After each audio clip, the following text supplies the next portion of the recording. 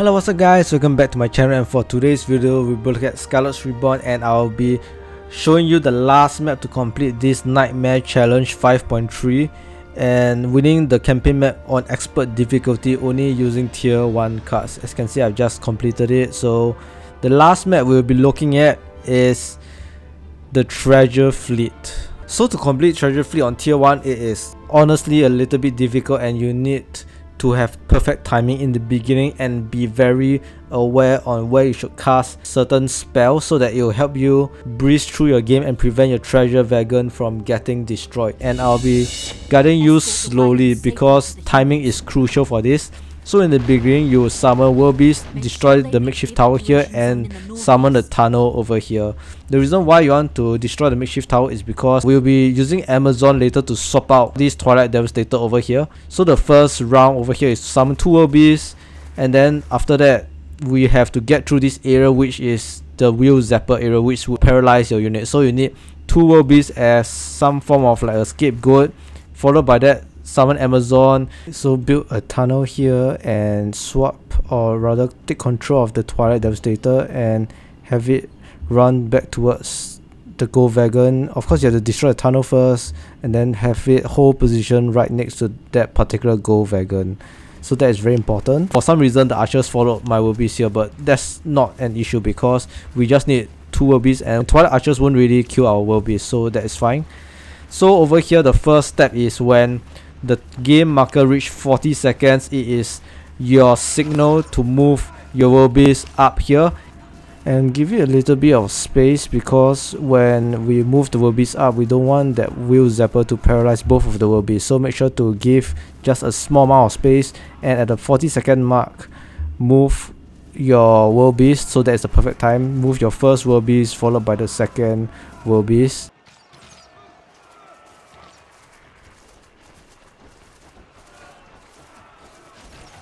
And once the second Werebeast have been paralyzed, or even before almost when it's time to be paralyzed, summon the Amazon and root a patrolling Twilight Slayer and Twilight Slaver, build the tunnel, and when the tunnel is about half health built, you can send your Amazon up to take control of the Twilight Devastator.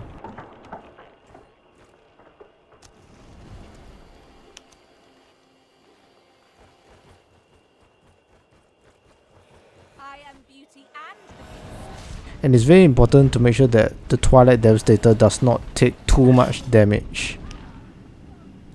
The Twilight Devastator will not be able to destroy the gold wagon before our monument kills the Twilight Devastator, which is why we need to send Amazon to sort of tank some of the 3 fin damage.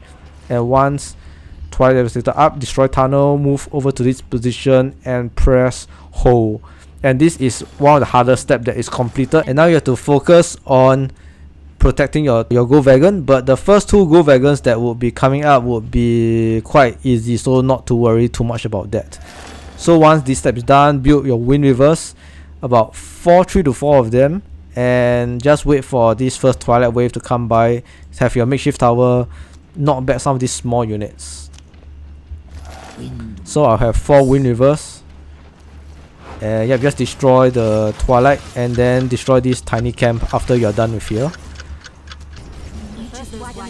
So as you see, when the Twilight Devastator destroys the gold wagon, it will trigger the next gold wagon to start moving up. So we will have 2 gold wagons to save in 1 round. So the good thing about this is that whenever a gold wagon is saved or reaches the objective, the first gold wagon, the entire map would bump up in difficulty because it represents how far you have progressed in the map, and naturally the further you have progressed, the more monuments you have. So because we are restricted to only tier 1, we have to make sure that our difficulty for this map remains around the tier 1 to tier 2 area.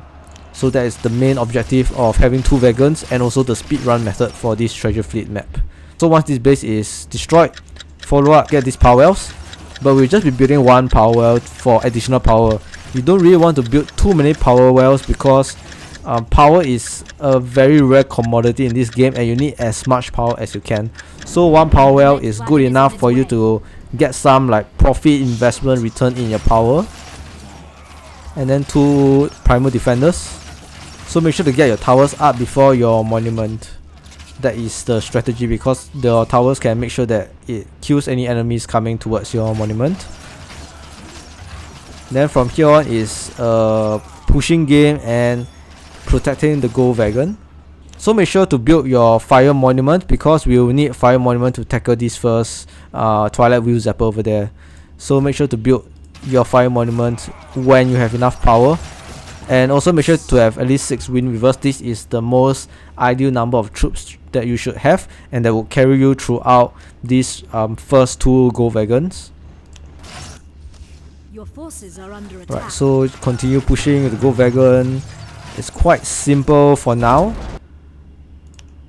Alright, so over here I have mine prepared, because we have a couple of rich claws and just a lot of units here, so we want to have mine to help soften the ground for this area. And as you can see, there's these few Twilight crawlers, and this is the point where you should switch your Primal Defender to attack air units, which is a Twilight creep, and also summon mine, because your Primal Defender won't be able to hold off the enemy forces. So for here, you just destroy all the Twilight units and make sure that you are in range to cast Suppression on Wheel Zapper, and this will prevent your units from getting paralyzed. So yes, as you can see, mine. So best case scenario is only have one of your Primal Defenders getting destroyed, but if both of your Primal Defenders get destroyed, it's fine as long as your monument doesn't go down. So I'll rebuild back 2 Primal Defenders there, and also get my Windweavers up to defend my gold wagon. So for this second gold wagon, you don't have to defend it, because there won't be any enemies attacking it. The map just thinks that there's only one gold wagon, which is at the top, so there's no passive aggressive enemy that will be attacking or targeting your second gold wagon. Right, so over here, as you notice, I got 1 additional Werebeast, and what this does is that it helps me gain ground presence much more quicker to cast Suppression on the Twilight Bombard. So the best case scenario again is to quickly have your Werebeast in range to cast Suppression, but I was moving too slowly. I have to retreat and move forward again to cast Suppression. Once done, make sure to cast Ensnaring Roots. Have your Windweavers target the Twilight Devastator, and your Werebeast go towards Twilight Slayers, because they become weak with melee units around them. So that is the trick to reduce damage taken from your archers. And make sure to continuously cast Suppression. We don't really want this Twilight Bombard to be attacking us. It deals a lot of damage to ground units. So let me fast forward, and once you have destroyed all the Twilight over here, get power up. I will recommend 2 power elves, and that will be it for this game. So let's just destroy this base, and once the base destroyed, get up 2 Windweavers, build a Primal Defender, and can kill the rest of your Windweavers for void power. So now it would be a little tough for the second set of gold wagon, which is the 3rd and the 4th one.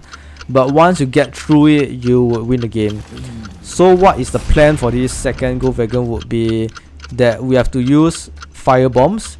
Because we have tier 1 and tier 1 units don't really deal a lot of damage, we need to have sort of like forward advancement firepower. We just basically need something that deals enough firepower, and the best thing would be Firebombs for tier 1. They deal a ton of damage as a tier 1 card.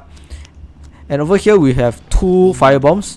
The reason for 2 Firebombs is because Twilight Bugs will spawn from this base and it will attack your gold wagon. So 2 Firebombs will be enough to take down the Twilight Bugs. On normal circumstance, you won't really need to detonate it, so just let the Twilight Bug destroy the Firebomb normally, because when you detonate it, it will knock back small and medium units, and if the Twilight Bugs are knocked back beyond the Firebomb range, then it can't damage the Twilight Bugs. So you see what happens later. So 2 Firebombs here. You can build 1 Firebomb here as a contingency plan, because Twilight units would spawn from this base and attack the gold wagon over here. Later we'll also have to summon 1 mine to take down range units. And once done, get over here, cast a mine to get rid of this little Twilight enemy. And once done, over at this base area, you should build about 3 Firebombs, because there will be quite strong Twilight units that will be coming to this area. So 3 Firebombs is good enough.